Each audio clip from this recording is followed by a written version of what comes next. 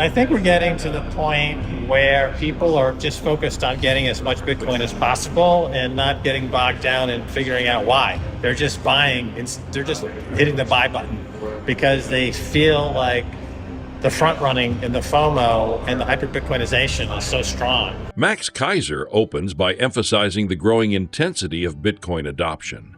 According to him, the fervor is so strong that people are increasingly buying Bitcoin without fully understanding why. They simply feel the urgency. This phenomenon, described as front-running and FOMO, fear of missing out, reflects the early stages of hyper-Bitcoinization. Keiser believes the global energy surrounding Bitcoin has reached an inflection point. He predicts major announcements from nation-states, including orders for hundreds of billions of dollars worth of Bitcoin as they rush to secure their positions in the emerging monetary paradigm. Please take a little time to like this video, subscribe to the channel, and turn on post notifications for more videos like this. You can also check out our other videos on cryptocurrencies and the overall digital asset space and drop your comments and observations in the comments section below. Everything you do helps with the YouTube algorithm and immensely contributes to the channel's growth. Thanks and enjoy the video. That people are just like hit the buy button and they'll think about why they're doing it later. You feel in the air the electricity. You know, the U.S. wants to buy 1 million Bitcoin. Some Mideast country is going to announce they're going to put an order in to buy hundreds of billions of dollars worth of Bitcoin, from what I understand. You've got nation states FOMOing into it. You've got the global hash wars. I've described it, going back to 2019. You've got the retail market just kind of waking up to this. If you look at the Google searches, right, they've been asleep for years. Now they're starting to pick up, so they yet to see the whole retail influx of buyers. So all that's coming together. The classic bull market frenzy. The cycles in Bitcoin, I think, looking ahead, will be, I see a problem developing in 18 months of liquidity, where it's just people are going to not be able to source Bitcoin at any price. There's just nobody, and so it'll be an illiquid market. And this happens in markets all the time. They get jammed up by having liquidity issues. That's why over the last, you see this sideways action in Bitcoin since the last time we spoke. Right. And people are saying, well, there seems to be a lot of demand. Why is it going sideways? And there's two reasons for that. Number one, there was a lot of supply with Germany selling, the Mt. Gox folks selling, et cetera, or getting settlement. But the other part of that equation are that since Bitcoin was moving into Wall Street broker-dealers have to create their order books, have to create the ability to handle transactions. And that means they have to short a lot of Bitcoin to have those shorts on their books, as well as the longs. Because when you're maintaining, as a specialist, essentially, you're maintaining buys and sells, you have to try to make a market, and price discovery is something that's mutually beneficial to all participants. And in order to allow for good price discovery to occur, broker-dealers have to have a lot of inventory. They have to have a lot of Bitcoin. They have to have both sides of the books adequately represented, on the short side and on the long side. So I think that part of this whole sideways movement where broker-dealers and market makers kind of preparing for a much bigger market. And then once they have size their markets properly, then the price discovery is kind of allowed to act based on the true supply and demand. Mm-hmm. And so now we're seeing this jump to 90, 100, 120, 150,000. I think the price can get to 200 to 250,000 in this cycle before you have any difficulty from broker-dealers in handling orders. Before they would maybe have to recalibrate their order books, et cetera. I think all energy will be quoted in Bitcoin. Right now, energy is quoted in dollars. After World War II, the Bretton Woods Agreement made the U.S. dollar the global reserve currency. It was backed at that time by gold.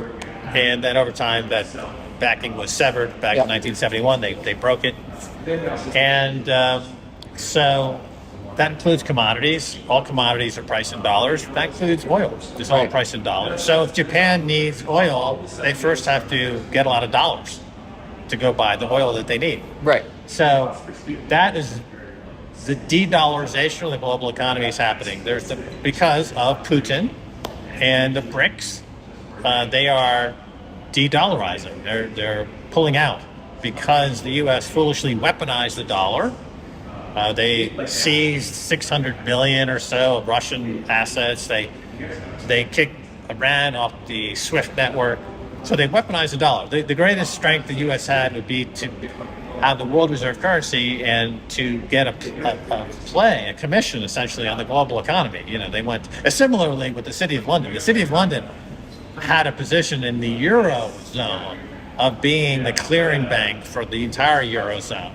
And then Brexit separated the City of London from continental Europe in a big way.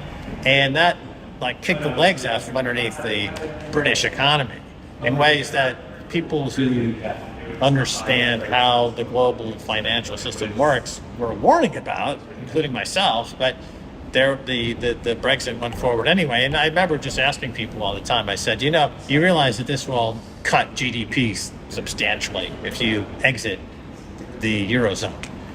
And they're like, we don't care, we want to be sovereign. I'm like, okay, you're going to be quote unquote sovereign, but the relationships you need to grow won't be really you still need to have those relationships. It's not like you're going to flip a switch and you're going to become a massive powerhouse in the manufacturing sector within 6 months. You're going to be exporting, Rolls Royces. The only thing that they really do well there is the Rolls Royce engine. That's a fantastic product. But nevertheless, so my point being that de-dollarization is here, and these countries are pulling out of the dollar. And part of that transition will be to price energy in something other than the dollar. And I think the winner will be Bitcoin, because Bitcoin becomes a world reserve currency. And so energy and Bitcoin is almost synonymous. A lot of people have been saying for years, really, that Bitcoin is energy is Bitcoin. It's backed by energy. It is energy. Money is energy. Money is the energy that you can solidify, put in your pocket, and move into the future with it, right? Because your Bitcoin that you can buy stuff with today is the same Bitcoin you can buy stuff with in 5 years. Mm-hmm. Also, it's the same Bitcoin you can buy stuff with in some other countries. It can move through space. So money allows you to move through time and space. Mm-hmm. It lets you move into the future. It lets you move around geographically. And that's always been the appeal of money, from beads and shells to gold. The appeal has always been the ability for an individual to be free. And freedom is something that humans yearn for. And so money has always been a means for freedom in that sense. And obviously state money, like the US dollar, doesn't have that level of freedom, doesn't really come with freedom attached. Keiser also reflects on the broader socio-political and economic landscape. He draws from his experience as a stockbroker during the Reagan era, witnessing cycles of economic prosperity and decline. Today, he sees the U.S. at a crossroads, grappling with the consequences of wokeism and social Marxism. However, he remains optimistic about America's capacity for reinvention, citing the Constitution and the entrepreneurial spirit as key factors that could drive a resurgence. Keiser's historical perspective enriches his analysis of Bitcoin's rise. He recalls the 1980s when Japan was poised to dominate the global economy, only for the U.S. to reclaim its position through the Internet revolution. Similarly, he believes Bitcoin represents a paradigm shift, favoring creativity and freedom over conformity and control. Yeah, I've been around for a long time, and I came of age as a kid. I was a kid, when Richard Nixon was president. We had the Watergate scandal, and we went through Jimmy Carter, and then Reagan became president. That had a big influence on me. That's when I really dived into becoming a stockbroker and working on Wall Street, and kind of got swept up in the Reagan revolution. And then we went through the Clinton years, which were kind of weird, and a couple of Bush presidents in there.